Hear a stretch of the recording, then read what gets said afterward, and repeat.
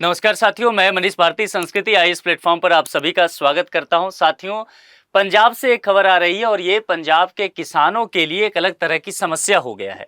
दरअसल समस्या खेती को लेकर के हुआ है और धान की बुआई को लेकर के हुआ है, क्योंकि धान की बुआई करने को लेकर के पंजाब के किसान जो है कोर्ट के आदेश का इंतजार कर रहे हैं और इससे ये उम्मीद लगाया जा रहा है कि हो सकता है आने वाले समय में फसल की बुआई में विलंब हो जाए। ये घटना हुआ किस तरह से है, क्या इसके पीछे की वजह है, तमाम चीजों को एक एक करके समझते हैं। देखिए, पंजाब सरकार द्वारा हाइब्रिड धान के बीजों की बिक्री पर प्रतिबंध लगा दिया गया है, जिससे किसानों, बीज कंपनियों और सरकार के बीच विवाद की स्थिति उत्पन्न हो गई है। अब इस बात को लेकर के ही किसान जो है असमंजस की स्थिति में है। अब यहां पर एक बात समझिए कि ये जो हाइब्रिड धान के बीज हैं, इस पर प्रतिबंध लगाया गया तो क्यों लगाया गया, यह समझना है। देखिए, पंजाब सरकार ने 7 अप्रैल 2025 को राज्य में हाइब्रिड धान के बीजों की बिक्री पर प्रतिबंध लगाया था।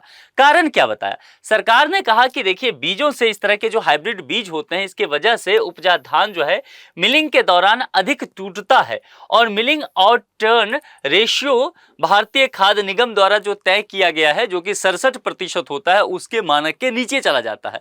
इसके अलावा इन बीजों की कीमतें बहुत अधिक होती है, जिससे किसान आर्थिक रूप से काफी परेशान होते हैं। अब यहां पर एक शब्द लिखा गया है, मिलिंग आउट टर्न रेशियो। दरअसल ये क्या होता है?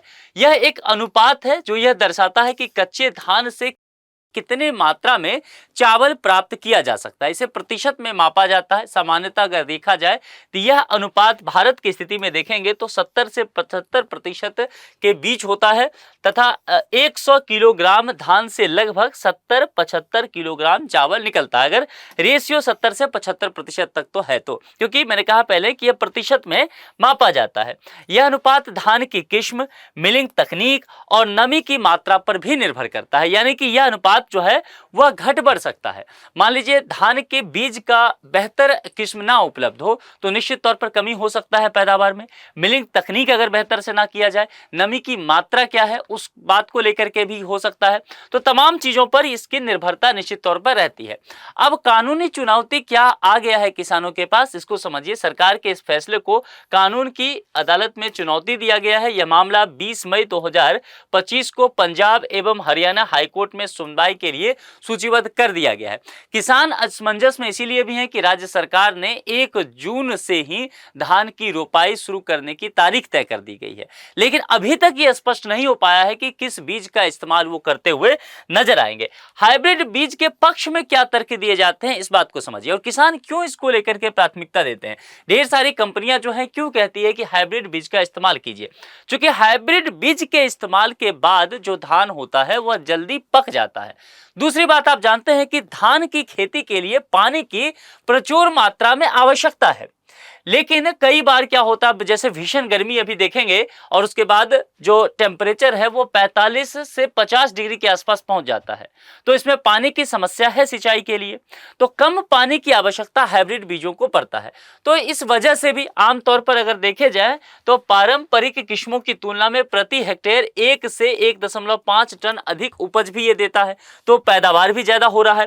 भारतीय कृषि अनुसंधान संस्थान के पूर्व निदेशक डॉक्टर AK सिंह इस बात को लेकर के कहते हैं कि सरकार का लक्ष्य है कि 5 मिलियन हेक्टेयर क्षेत्र से धान की खेती कम करके भी उत्पादन में 10 मिलियन टन की बढ़ोतरी हो सकता है। अब अगर एक तरफ आप कह रहे हैं कि धान की खेती जितने एरिया में किया जा रहा है उसको हम कम करेंगे और दूसरी तरफ कह रहे हैं कि प्रोडक्शन बढ़ाना है, तो ये कैसे होगा?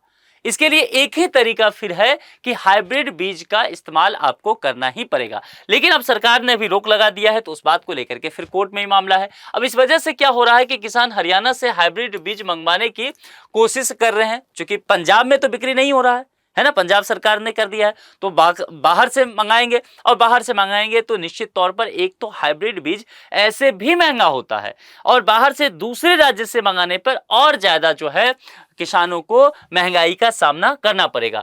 कुछ किसान जो है अदालत के फैसले का अभी इंतजार कर रहे हैं और देखा जाएगा कि किस तरह से अदालत इस बात को लेकर के क्या कहती है। धान की खेती के लिए आवश्यक जलवायु की अगर बात किया जाए तो टेम्परेचर की बात करेंगे तो 20 डिग्री से 35 डिग्री चाहिए, लेकिन आप तो जिस एरिया की बात करें, पंजाब, हरियाणा, दिल्ली, आप जानते हैं यहाँ तो सामान्य तापमान जो है 45 डिग्री तक पहुंचने वाला है या अभी हो रहा है। तो तेज गर्मी है तो निश्चित तौर पर सिंचाई के लिए पानी की आवश्यकता है। वर्षा की बात करेंगे तो 100 से 200 सेंटीमीटर तक, जो निश्चित तौर पर मानसून बेहतर रहा तब होगा, नहीं अगर मानसून जरा भी खराब रहा तो यह स्थिति नहीं उत्पन्न हो पाएगा। मृदा की बात करेंगे तो दोमट या जलोढ़ मृदा होगा और जल भराव अनुकूल होना चाहिए, तो निश्चित तौर पर यह बारिश पर निर्भर होगा, यह सिंचाई की इस तरह की व्यवस्था हो तभी हो सकता है। तो यह देखना होगा कि क्या हो सकता है। भारत में धान की खेती की अगर बात करेंगे तो हम सभी जानते हैं कि चावल खाने वाले देशों की अगर बात किया जाए ना, तो जो साउथ एशिया है वो, और खास करके चाइना को भी थोड़ा सा पकड़ लीजिए, तो यही कुछ ऐसे देश हैं जहां पर चावल खाने वाले लोग रहते हैं, तो निश्चित तौर पर पैदावार भी इधर ही होता होगा, ऐसा भी समझना है। तो भारत विश्व का दूसरा सबसे बड़ा धान उत्पादक देश है। पहला नंबर पर कौन है? तो चीन है। भारत विश्व का सबसे बड़ा चावल निर्यातक भी है, इस चीज को ध्यान में रखना है। पंजाब में धान की खेती की अगर बात करेंगे तो हरित क्रांति पंजाब में हुआ था, हम सभी जानते हैं। हरित क्रांति के बाद जो है HYV यानी कि हाई यील्डिंग वैरायटीज और बासमती चावल का व्यापक उत्पादन किया जाने लगा। धान गेहूं की दोहरी फसल प्रणाली वहां पर अपनाई गई और उसके बाद जो है उच्च स्तर की सिंचाई सुविधा, यानी कि तकरीबन देखा जाए तो 80% से अधिक नहरें और ट्यूबवेल के द्वारा वहां पर सिंचाई हो जाता है, यानी कि सिंचाई की बेहतर सुविधा यहां पर पंजाब में उपलब्ध है।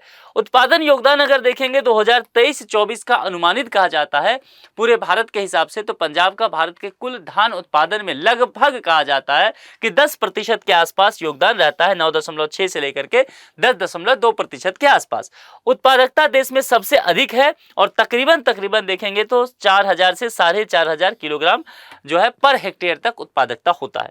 तो यहां पर अब इसी चीज को यदि कंटिन्यू करना है तो हाइब्रिड बीज की आवश्यकता होगा, लेकिन सरकार ने जिस तरह से प्रतिबंध किया है तो अब यह देखना होगा कि कोर्ट इस पर क्या फैसला लेती है। आपको क्या लगता है कि क्या कोर्ट को यह फैसला सुनाना चाहिए कि हाइब्रिड बीजों का इस्तेमाल करते हुए धान की बुआई की जानी चाहिए या फिर हाइब्रिड बीजों का इस्तेमाल ना किया जाए?